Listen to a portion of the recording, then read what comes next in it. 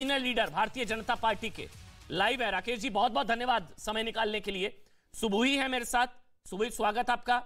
दीपक झा और शिवम मेरे साथ है। पहले राकेश जी ये सवाल और एक नाराजगी के साथ सवाल, ये टुकड़ों में क्यों ला रहे हैं भाई आप लोग? मतलब टुकड़ों में यूसीसी, ये तो अखिल भारतीय स्तर पर आपका वादा था, भरोसा था।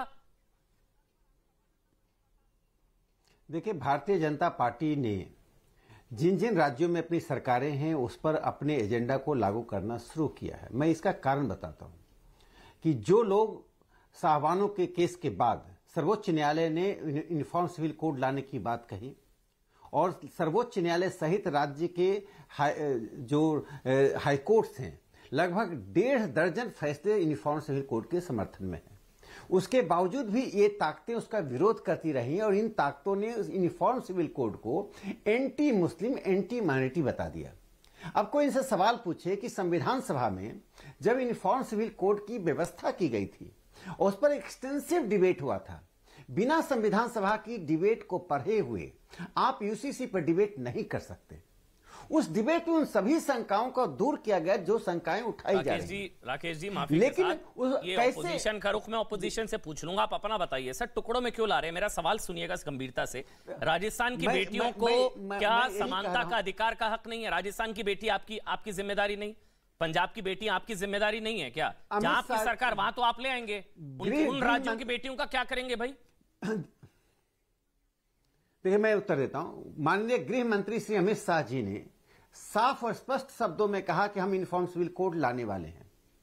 देखिए, फेज वाइज जो देश की सांस्कृतिक राष्ट्रवाद के लिए आवश्यक था, राम जन्मभूमि मंदिर का निर्माण, काशी विश्वनाथ में मंदिर का निर्माण, 370 का जाना, और गाय के ऊपर भले अखिल भारतीय कानून नहीं बना, लेकिन ऐसी माहौल बन गया कि अब गाय की तस्करी या गौवध एक तरह से बहुत हद तक नियंत्रण में आ गया।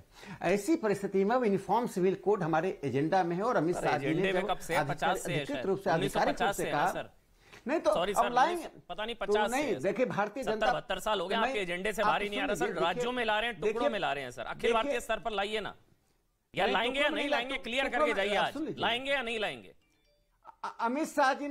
अमित शाह जी ने साफ तौर पर कहा कि हम ला रहे हैं। और दूसरी बात मैं बता दे रहा हूं कि भारतीय जनता पार्टी की सरकार आने के बाद लॉ कमीशन ने इस पर एक बड़ा ड्राफ्ट जारी किया विमर्श के लिए। देखिए, एक डेमोक्रेटिक डिस्कोर्स होना चाहिए। इसलिए होना चाहिए कि 50 साल से जिस बारे में एक धारणा बना दी गई है कि यूनिफॉर्म सिविल कोड लाना मतलब मुसलमानों के साथ अन्याय करना है, यूनिफॉर्म सिविल कोड लाना मतलब ईसाइयों के साथ अपमान करना, तो भारतीय जनता पार्टी नहीं चाहती है कि हम देश में माहौल बिगाड़ें। माहौल वो बिगाड़ते हैं, माहौल वो खराब करते हैं, इल्जाम हम पर देते हैं। आज मैं बस अंतिम बात कह दूं, इससे जहां जहां राज्यों में हमें आसानी हो रही ला रहे हैं, अखिल भारतीय स्तर पर हम ला रहे हैं। उन लोगों से पूछिए जो कहते इस पर बहस कराइए। लॉ कमीशन ने जब इसको ड्राफ्ट जारी किया तो कितने लोगों ने उसको पढ़ा, कितने लोगों ने उस पर प्रतिक्रिया दी, कितने लोगों ने संविधान सभा की बहस को पढ़ी और संविधान सभा की बहस पढ़ने के बाद सरकार को कुछ कहा है। एक अंतिम बात में कहा कि हाँ, अपनी बात समाप्त करना चाहता हूं। राकेश जी, एक छोटी सी बात कर दूं। विपक्ष का विरोध है, आपके हाथ तो नहीं बांधे ना सर। ऐसे तो सीए को लेकर भी इन लोगों ने,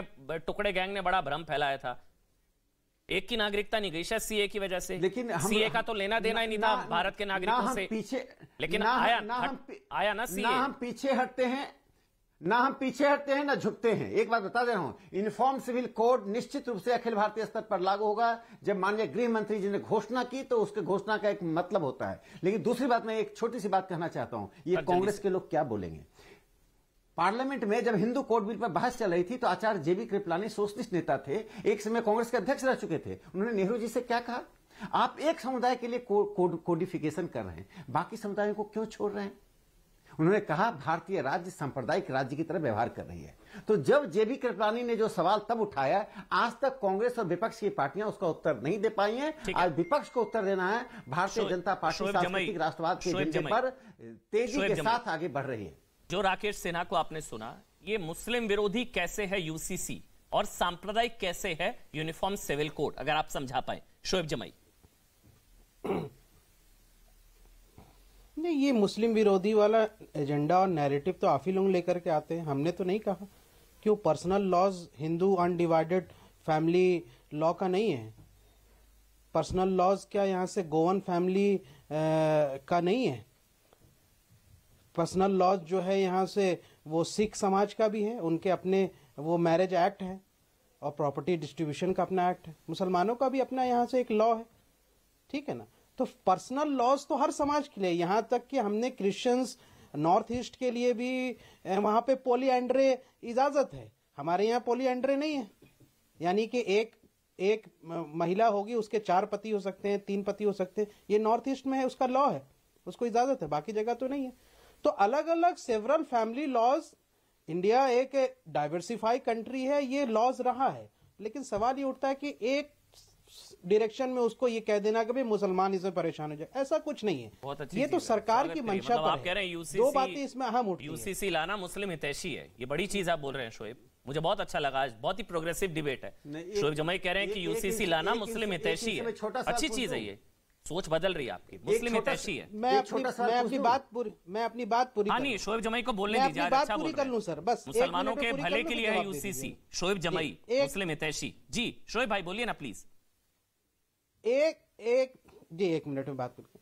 देखिए, गंभीर सवाल तो सरकार से उठते हैं।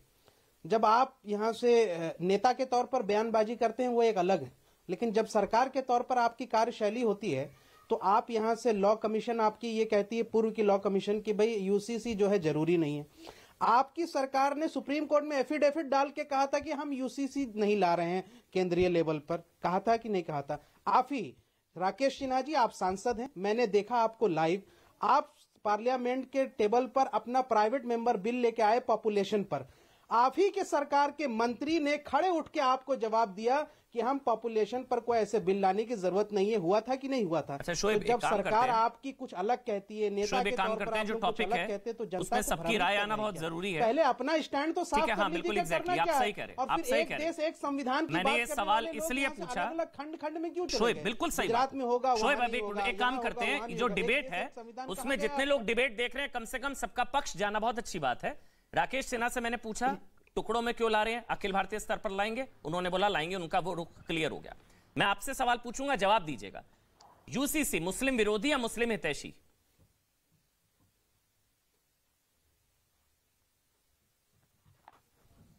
जी मुझसे पूछ रहे हैं? हाँ जी, हाँ जी, जी आपने बोला ना मुस्लिम विरोधी क्यों कह रहे हैं आप, मतलब मुस्लिम हितैषी है यूसीसी। सवाल है मेरा, यूसीसी यूनिफॉर्म सिविल कोड, सभी धर्मों के लिए एक कानून, एक देश एक कानून, मुस्लिम विरोधी या मुस्लिम हितैषी? देखिए, आर्टिकल 44 है, संविधान सभा में भी इस पर डिबेट हुई, बहुत चर्चा हुई।